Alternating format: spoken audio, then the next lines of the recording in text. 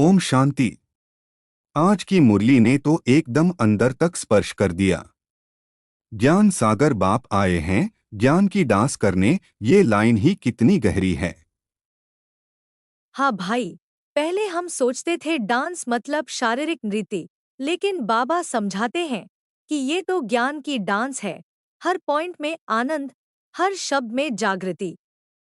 और बाबा ने कितना सुंदर उदाहरण दिया, जैसे डांसिंग गर्ल सामने दर्शकों के उत्साह से और अच्छा डांस करती है। वैसे ही जब हम बच्चे सर्विसेबल बनते हैं तो बाबा का ज्ञान भी और उमंग से बहता है। इसका मतलब साफ है, अगर हम ध्यान से सुने, जीवन में धारण करें और दूसरों को सुनाएं, तो हम बाबा के ज्ञान के माध्यम बनते हैं।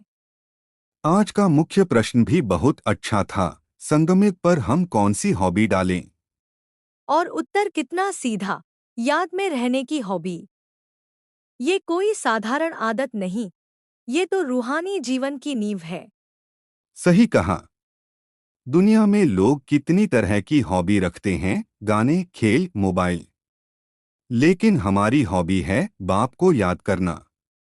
और जब ये हॉबी पक्की हो जाती है, तो क्या होता है?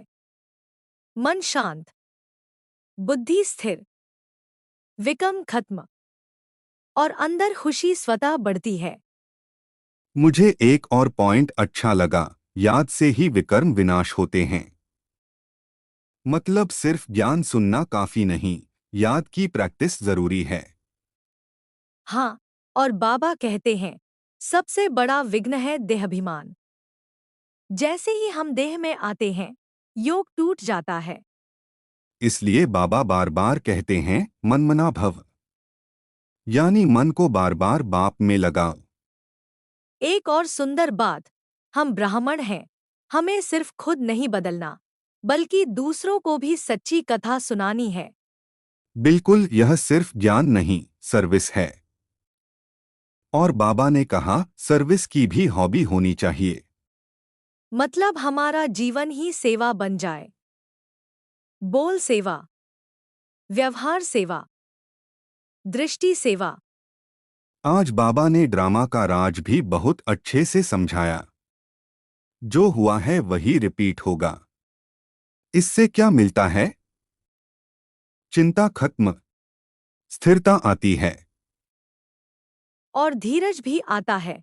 जैसे मरीज डॉक्टर से पूछता है कब ठीक होगा, वैसे हम जानते हैं, अब थोड़े समय में सब परिवर्तन होना है।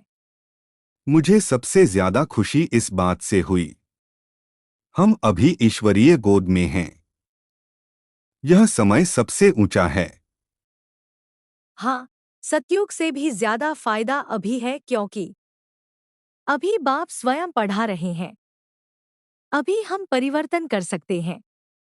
लेकिन एक चुनौती भी है, माया के तूफान। बाबा कहते हैं ये आएंगे जरूर। पर समाधान भी दिया, धैर्य रखो, याद में रहो, गिरो तो उठो। अंत में जो वरदान मिला, एक रस स्थिति। ये बहुत पावरफुल है। मतलब परिस्थिति कैसी भी हो, न ज्यादा खुशी में उड़ना, न दुख में गिरना, हमेशा स्थिर रहना।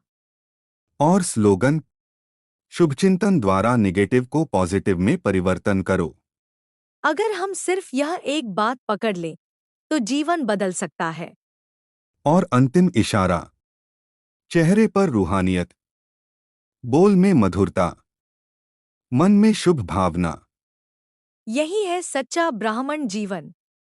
जब याद हमारी हॉबी बन जाती है, तब जीवन साधारण नहीं रहता, वह रूहानी यात्रा बन जाता है।